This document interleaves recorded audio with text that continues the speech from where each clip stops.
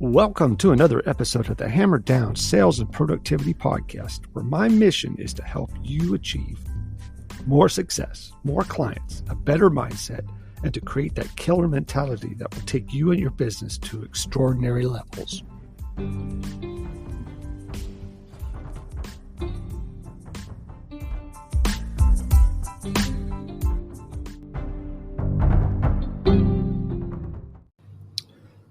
Welcome back.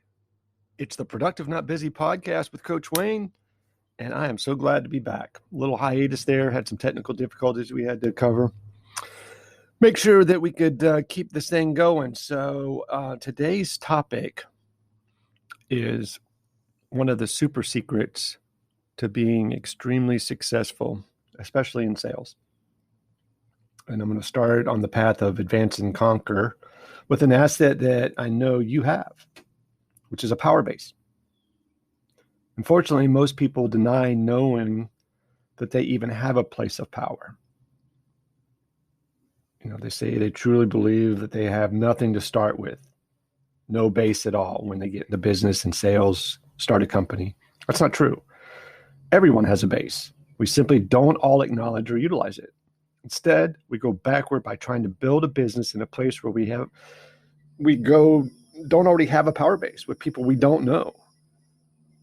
This is the most difficult way to form a company. See, everyone has an existing sphere of influence. It's the people you know, friends, family, relatives, schoolmates, past employers, existing employees, and even some of your enemies, all part of your sphere of influence. A power base doesn't remain the same size throughout your life or your career. It will grow or cease to grow depending on the amount of attention you give it. To cultivate and increase the quality of your power base or sphere of influence, simply start with what you have. Direct and multi-level marketing companies are effective because they depend mostly and solely on utilizing and optimizing people's power bases or sphere of influence. Combine a dedicated and relentless contact of your power base or sphere of influence with a great product, value statement, explanation of services, and you will create a corporation that profits during any economy.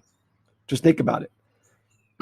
Amway, Nu Skin, Herbalife, Mary Kay, Market America are all just a couple of examples of those entire models being built on the idea of using people's sphere of influence in their power base. Success depends on how effectively those power bases are informed about the company's products or services.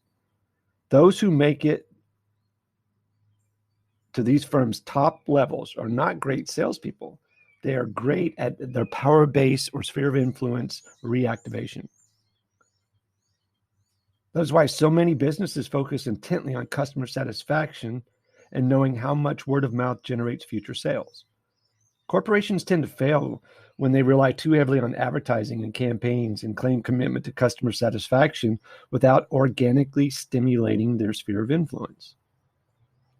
When you effectively activate your sphere of influence, you will find people who are qualified to purchase your products and motivated to tell others about how great they are, which in turn creates more revenue.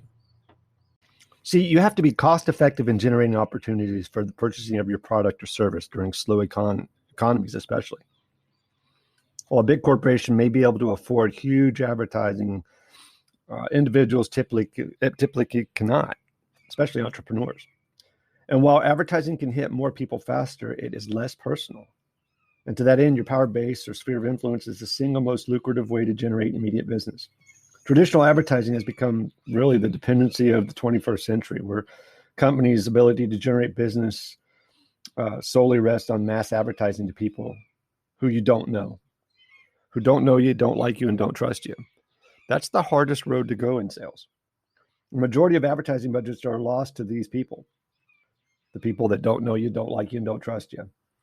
This method of contact may not be an affordable option for a lot of people, except for the big corporation during periods of contraction and economic instability, especially when you have to watch every penny you spend. Although reaching out to your power base or sphere of influence is very cost effective, it does require some degree of effort. So don't worry when you begin whether people are qualified or even interested in your product. Just make your list and then contact those people. Remember that the people you know also know others in turn who may be more appropriate prospects, and they're going to be raving fans and advocates of your business. I mean, if you started a cafe tomorrow downtown, who would be the first people to come and eat? Right? You're not going to mass advertise against McDonald's and Burger King and all these mega chains. You're going to reach out to your friends and family who are then going to eat, and then they're going to become raving advocates who are now word of mouth is priceless. You want to reactivate every possible contact you have and get your power-based sphere of influence to start working for you. It's akin kind of to like mining. Think of people as like gold nuggets and treat them as you would, a gold mine. Post a claim and work it constantly. Don't let anybody else come into your mine claim. Neglect it and you will find somebody else doing it. Worse yet, your power base can sit vacated, unattended, and ignored. The fact that you're not even working it effectively does not mean it's less valuable. It just means that you aren't tapping into the most immense profit source available to you. It's real easy. Just start getting in touch with friends, family, and relatives and past employers and take a genuine interest in them. Find out what they're doing. Ask about their lives and their careers and their family. People love to talk about themselves, and they really, really love it when others take interest in them. Let them know what you're doing when it comes up, but understand that this is not a sales call, right? It's not, hey, do you want to buy, sell, and invest in my company? You're simply reconnecting with someone who you've been out of touch with for a while. So don't solely rely on the impersonal kind, email, snail mail, any other venture without getting in touch via phone or in a personal visit. A phone call to me is more valuable than mail, but can and should be followed up with an email or some kind of mail. Thank you card. Big proponent of thank you cards, handwritten. Make it clear that the intent of your call is to catch up with them, not to sell your product. This works during all economies, good, bad, and indifferent, but especially during the contraction. Contacts and relationships are everything. And if you've ever heard that saying, it's who you know, not what you know, then you know that this is true. You are short on people, you're not short on money. And the people you know either have the money you want or know the people who have it. It is those people who want and need your service the most. So the more power people you contact, the better chance you have of discovering and selling your product to those who, know you, like you, and trust you. It's that simple. I don't understand that. That's one of my number one pet peeves when I start working with companies is they don't have a database, a core group of advocates and raving fans. That should be mission number one. And if it's not mission number one and you're already in business and you're struggling, that is the quickest turnaround. I mean, I've increased businesses by 35 to 40% in less than a year just by focusing strictly on the database and sphere of the people in the building. It's a great tactic, and it has quick returns if done right. Here's something to remember. People like to buy and do business with people that they know and like. Plain and simple. During down times, tough times, when money is tight, they are way more likely to spend money, if they do so at all, on products and services from people that they know, like, and trust. You may have experienced this in running into an old friend and, you took a shock and disappointment and discovered that they just bought every product or service that you offer from somebody else. You can miss these type of opportunities when things are even going great, actually. But when times are tough and you can't afford to miss any business, and the reality is that you should never put yourself in this position, regardless of the economic conditions out there. But now you don't have a choice. You have to capitalize on every single opportunity. I don't understand why people wait until things get tough. That's why when business is going down and people are contracting, I'm going to go out and put my foot on the throat and get everything and expand as fast as possible. But I can do that because I work out of my sphere of influence. People know people that know people that know people. And when you have raving advocates and fans, your job is a lot easier. The process of reaching out to your sphere of influence might feel a lot like going to the gym after blowing off exercise for 6 months. It's all new again, and you're using muscles that you really haven't used in a long time. So just like working out, once you force yourself back into the gym and you work through the pain, it's easy, man. You just make the calls, you make the visits, you push your way through the resistance. And you know that your persistence is going to pay off in the long run. And you're going to start seeing those results slowly. And working that muscle is the key to success. So now what I want you to do is start looking at your sphere of influence. And everybody has one.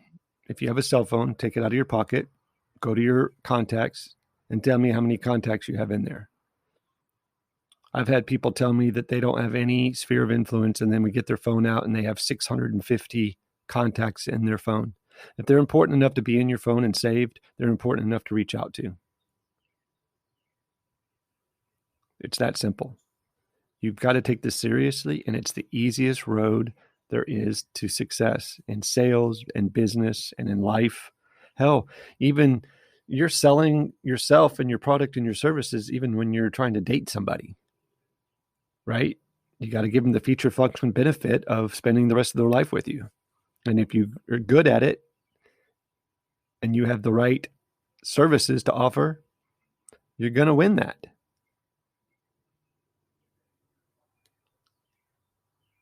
So the best thing to do is absolutely take action. Start small, reach out to 2 or 3 people that you haven't talked to in a while, make it genuine, come from kindness and contribution, not for making money, not for selling your product. Reconnect. It's called mind share.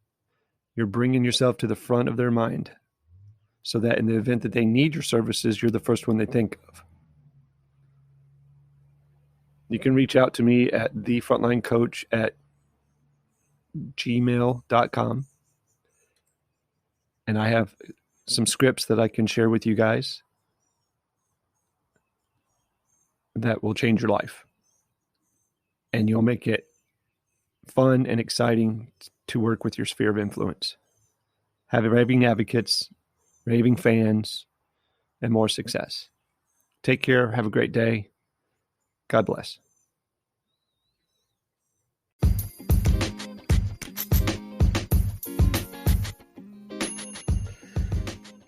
Thanks for listening to this episode of the Hammer Down on Productivity and Sales podcast with me, Wayne Weathersby. If you liked it, please subscribe today on iTunes, Google Podcasts, Spotify, or wherever you listen to your favorite podcasts. And if you would, take a second, give us a rating or leave us a message. It would be greatly appreciated.